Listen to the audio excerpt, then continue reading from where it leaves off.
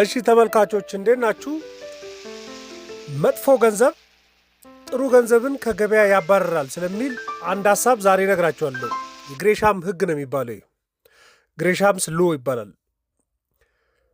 እና ለምሳሌ ኪሻችሁ ውስጥ 200 ብር አንድ አሮጌና አዲስ 200 ብር ኖት ቢኖራችሁ ሱቅ ላይ ሄዳችሁ የምትሰጡት የትኛውን ብር ነው? አዲሱን 200 ብር ነው የምትሰጡት ወይስ አሮጌውን 200 ብር? በእርግጥ አሮጌውን 200 ብር ነው የምትሰጡት። አዲሱን ግን ልታስቀምጡት ነው የምትችሉት። በቃ ታስቀምጡታላችሁ። ይህ አስተሳሰብ ነው አንደኛው ከግሬሻም ህግ መካከል የሚቆጠረው። ወይም ደግሞ እስቲ ደሞዛችሁ ያው ደሞዝ ማለት በዶላር ይሁንላችሁ ወይስ በብር ይሁንላችሁ ብትባሉ $100 ይከፈላችሁ ወይስ 17500 ብር በኢትዮጵያ ብር ይከፈላችሁ ብትባሉ የቱን ነው የምትመርጡት?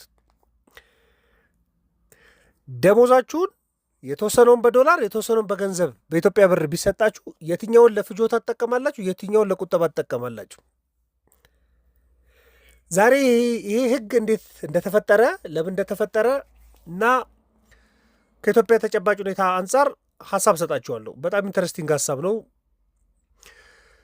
እንግዲህ በድሮ በ16ኛው ክፍለ ዘመን ላይ እንግሊዝ ውስጥ አንድ ነጋዴ ነበረ። ቶማስ ግሬሻም ነው የሚባለው። ከዛ በኋላ እንግሊዝ ሰር ተብሏል። ግን እና ነጋዴ ነበረ የዛሬ 500 ዓመት ቶማስ ግሬሻም የሚባል ነጋዴ እና ገበያው ሲመላለስ አንድ ነገር ታዘበ። የታዘበው ነገር ምንድን ነው? የንጉሥ መጀመሪያ የንግሥት ኤልሳቤት የነበረችውና ከንግሥት ኤልሳቤት በፊት የንጉሥ ሄነሪ 8ኛ አባቷ ማለት ነው አንድ ያበላሹት ነገር ነበረ። እሱ ምንድን ነው? ንጉሡ እንግዲህ ከፍተኛ ወጪ ሲኖርባቸው ለጦርነት የሚሆን አዳዲስ ገንዘብ ያሳትሙ ነበር። የሚጠቀሙት የወርቅ ገንዘብ ነው። ጥርት ባለ ወርቅ የሚሰሩ ሳንቲሞችን ነበር ይጠቀሙ የነበሩት። ነገር ግን የጦርነት ወጪ ሲበዛባቸው ምን ማድረግ ጀመሩ? ትንሽ ወርቅ መጠኗን ቀነስ እያደረጉ ሳንቲሞችን ማተም ጀመሩ። ያችኑ ማለት ነው። እና የተወሰነ መዳብ ምናምን የሚጨምሩበትና ፒውር ወርቅ መሆኑ ቀርቶ እየተቀላቀለ ማምረት ጀመሩ። ወጪ ከፍተኛ ሆነባቸው። ብዙ ገንዘብ ማምረት ስለፈለጉ ማለት ነው። እና ሁለቱም ገንዘብ ግን ያገለግላል። አሁን ኢትዮጵያ ውስጥ የወረቀቱም ብር 1 ብር ነበረ፣ የሳንቲሙም 1 ብር እንደነበረው ብላችሁ ቁጠሩት። ወይም ጥራቱ ዝቅ ያለ 1 ብር ህትመት። አሁን ለምሳሌ ኢትዮጵያ ውስጥ 1 ብሩ በሳንቲም ነው ያለው አይደለም። አሁን ጥራቱን ኖቲስ አያደርግም ሰው። ግን አንዱ ሙሉ የብረት ቢሆን አንዱ ደግሞ ትንሽ የተቀላቀለ የብረት ቢሆን ብላችሁ እንደማሰብ ማለት ነው። እንደዛ አድርገው 1 ፓውንድ ሆኖ ያገለግል ነበር። አሁን ይሄ የለንደኑ ነጋዴ ቶማስ ግሬሻ የሚባለው ያስተዋለው ምንድን ነው? ሰዎች ሱቅ ላይ ሲቆሙ እንደ አዳዲሶቹን ብር አዳዲስ የተቀላቀለባቸውን ሳንቲሞች እየከፈሉ ነባሮቹን ግን ፒውር ወርቅ የሆኑትን ሳንቲሞች ግን እንደማይከፍሉ አስተውሎ ነበር። እሱ አይከፍሉም ሰዎች። አዲሱን ወርቅ ያደረጉና ወርቅ ብረት መዳብ ምናምን የተቀላቀለበትን ሳንቲም ነበር የሚከፍሉት። ስለዚህ ሰዎች በገበያ ላይ ዕቃ ሲገዙ የሚያወጡት ያንን የተበረዘውን ነው፣ ነሐስ የገባበትን ምናምን ነው። መጥፎ የሚባለውን ሳንቲም ነው የሚጠቀሙት። ንጹህ የሚባለውን ወርቅ ደግሞ እቤት ያስቀምጣሉ፣ አሮጌዎቹ ማለት ነው። ይሄን ልክ ሲመለከት ይሄ ነጋዴ ግሬሻም የሚባለው ነጋዴ ሲመለከት ግን ለንግሥቲቷ ደብዳቤ ጻፈ። ምንድን ነው እንግዲህ ግርማዊ፣ ያው መጥፎ ገንዘብ ጥሩን ገንዘብ ከገበያ እያባረረው ነው ማለት ነው። መጥፎ ማለት ወርቁ ላይ መዳብ ምናምን ተቀላቅሎበት የተሰራው ገንዘብ ጥሩ የሚባለው የወርቁን ገንዘብ ዋናውን ገንዘብ ከገበያ እያባረሩ ሰዎች ወደ ኪሻቸው ወደ ቤታቸው እያስቀመጡ የተቀላቀለበትን እየተጠቀሙ ነው። ወርቅ የነበረውን አቅልጠው ወርቅ አድርገው እየሸጡት ነው፣ በየቤታቸው እያስቀምጡት ነው። ለግዢ ሲሆን ደግሞ ይሄ የተቀላቀለበትን ሳንቲም እየተጠቀሙ ነው። ይህ ደግሞ መንግስትን ለኪሳራ ይዳርገዋል የሚል ደብዳቤ ነው የጻፈው። ግን ደብዳቤውን ዝም ብሎም አይደለም የጻፈው፣ መሆን አለባቸው የሚባሉ መፍትሄዎችንም አብሮ ጽፏል። 2 ትልልቅ ምክር። አንደኛው ገንዘቡ መታደስ አለበት። ሁሉም መዳብ ምናምን የተጨመረባቸው በአባቶት ጊዜ የታተሙ የነበሩ ገንዘቦች በሙሉ ይለወጡና በንጹህ ወርቅ ይለወጡ የሚል አንድ መፍትሄ ነው የሰጠው።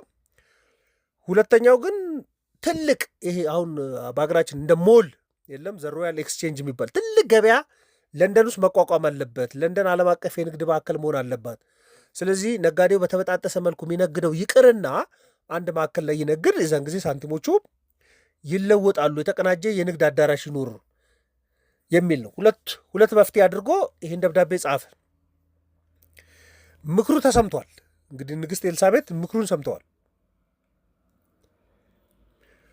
ስለዚህ እንዲለወጡ አዘዙ። ደግሞ ራሱ ግሬሻም ራሱ በራሱ ገንዘብ ደግሞ ይሄ ዘ ሮያል ኤክስቼንጅ ይባለው የለንደን ገበያ ያቋቋመውም እሱ ነው። እንዳውም የሞተው በ1579 ሲያልፍ እንዳውም ለዓለም አቀፍ በጣም ትልቅ ትምህርት ሰጥቷል ተብሎ የሚታሰቡ። ሀሳቡ የመጣው በዚህን ጊዜ ነው። መጥፎ ገንዘብ ጥሩን ያባርረዋል የሚባለው ሀሳብ የመጣው በተግባራዊ ምሳሌዎች እናወራለን። ጥሩ የሚባለው ፒውር ወርቁ ነው። አዲስ የተሰሩት ደግሞ የተቀላቀለባቸው ገንዘቦች ደግሞ መጥፎ የሚባሉ ናቸው። መጥፎዎቹ ገንዘቦች ሲመጡ ጥሩ የሚባለው የወርቁ ገንዘብ ወደ መኖሪያ ቤት ተሸሸገ፣ ለግብይተኛውን ለቁጠበኛውን እየተጠቀሙ ነው። ይሄ ደግሞ ኢኮኖሚ ይጎዳል ነው ሀሳቡ፣ እሱ ነው። ኢትዮጵያ ውስጥም አለ ይሄ ጉዳይ፣ ብዙ የዓለም ሀገራቶች ላይ አሁንም ድረስ አለ። ሉክ የውጭ ምንዛሬ የሚያስቀምጡ ሰዎች ለምን ይመስላቸው የውጭ ምንዛሬ የሚያስቀምጡ? ያላቸውን ብር በሙሉ በውጭ ምንዛሬ ቀይረው በዶላር ቀይረው ዶላሩን ቤታቸው ያደርጋሉ። በብሩ ግን ገበያ ወጥተው ሽንኩርት፣ ቲማቲም ይገዙበታል ማለት። ለምን? አሁን ለምሳሌ እጥረት ሲኖር፣ የምንዛሬ እጥረት ምናምን ሲኖር፣ የገንዘብ የመግዛት አቅም ሲዳቅም ሰው ተንደርድሮ ዶላር፣ ዩሮ ምናምን የሚገዛው ለምን ይመስላችኋል? ሱቅ ሄደው እኮ ዕቃ ሊገዙበት አይደለም። እንደውም ለከፋ ቀን ወይም ለአስፈላጊ ጉዞ ብለው ሊያስቀምጡት ይችላሉ። ውጭ ሀገር ሲሄድ ሊሉ ይችላሉ። የሆነ ክፉ ጊዜ ሲመጣ መንዝሬ ሊጠቀምበት ይችላሉ ይላሉ እንጂ ለዕለት ተዕለት ግዢ የሚጠቀሙት ብርን ነው። ስለዚህ ጥሩ የሚባለው ገንዘብ የትኛው ነው? ዶላር ነው። ለምን? ዋጋው የሚቆይ ስለሆነ ማለት። ብር ደግሞ መጥፎ የሚባለው ነው፣ በዋጋ ግሽፈት ምክንያት የመግዛት አቅሙ የሚቀንሰው ማለት ነው። ስለዚህ በዚህ ምክንያት ምን ይሆናል? ዶላር ከገበያ ይጠፋል። ሁሉም ሰው እየገዛ እየሸሸገ ነው። በብር እየገዛ እየሸሸገ ያስቀምጣል። ጥቁር ገበያ ውስጥ ይደበቃል ሄዶ ዶላሩ ማለት ነው። ስለዚህ በቫሊዩ ደረጃ መጥፎ የሚባለው የኢትዮጵያ ብር በቫሊዩ ደረጃ ጠንካራ የሚባለውን ጥሩ የሚባለውን ዶላር ያጠፈዋል። ሰው ይገዛና ቤቱ በሙሉ ይሸሽጋል፣ ይደበቃል። ገበያ ላይ የምትመለከቱት ደግሞ ለግብይት የሚከናወነው ብር ይሆናል፣ ለቁጠባ የሚከናወነው ደግሞ ዶላር ይሆናል ማለት ነው። ወርቁ ጋር ማፒን ሆነ ይሄ ነው። ሌሎችም ሰነዶች ለምሳሌ አክሲዮንም ቢሆን እንደዛ ነው። በቃ ትልልቅ ዋጋ ያላቸው አክሲዮኖች ሊኖሩ ይችላሉ ኢትዮጵያ ውስጥ እና አንድ ሰው በቃ የባንክ አክሲዮን እጁ ላይ ቢኖረው በፍጥነት በቃ አክሲዮንን ሸጬ የሆነ ነገር ልግዛ አይልም። አክሲዮኑን እንደ አሴትነት ማስቀመጥ ይፈልጋል። ለምን? አክሲዮኑ ዋጋው ሲጨምር አውጥቼ እሸጠዋለሁ እኮ ብሎ ነው ደብቆ የሚይዘው።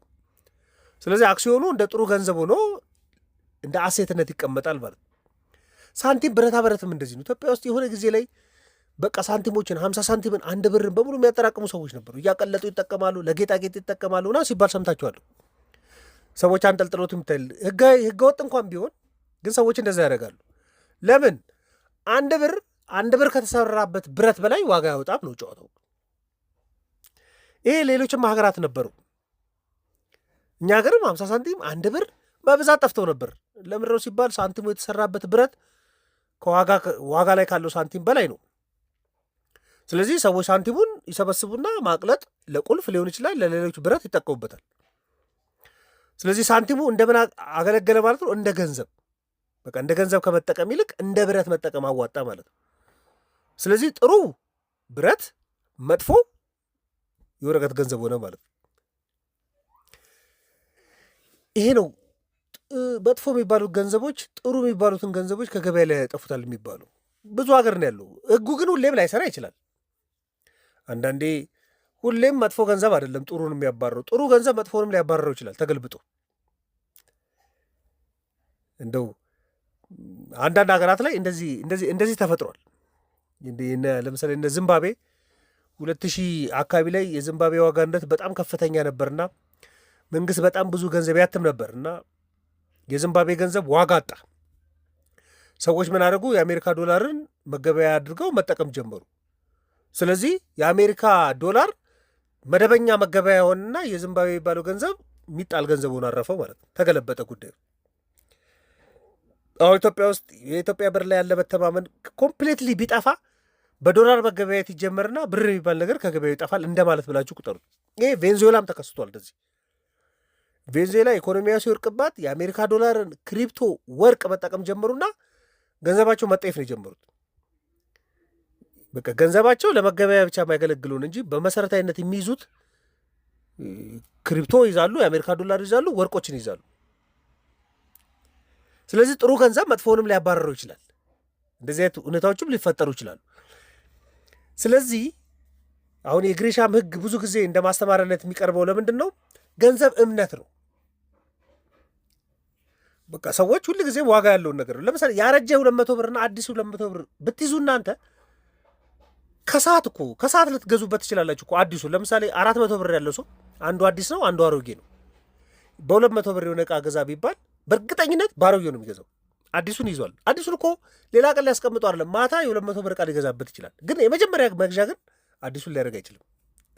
ብዙ ጊዜ ተመልከቱ፣ ታክሲ ላይ የምንሰጠው ብትን ያለውን ብር ታክሲ ረዳት መልስ ሰጣችሁ ብትን ያለውን። ይሄ ከግሪሻም ሎጋ አብረው የሚያያዙ ጉዳዮች ናቸው። ሰሪያስ ባለው ነው ይሄ ለሱ። ስለዚህ ለፖሊሲ አውጪዎች እንደ ማስጠንቀቂያ ነው የሚቆጠረው። ገንዘባችን ቫሊዩ እንዲኖረው ማድረግ በጣም ያስፈልጋል። ቫሊዩ መጠበቅ አለበት።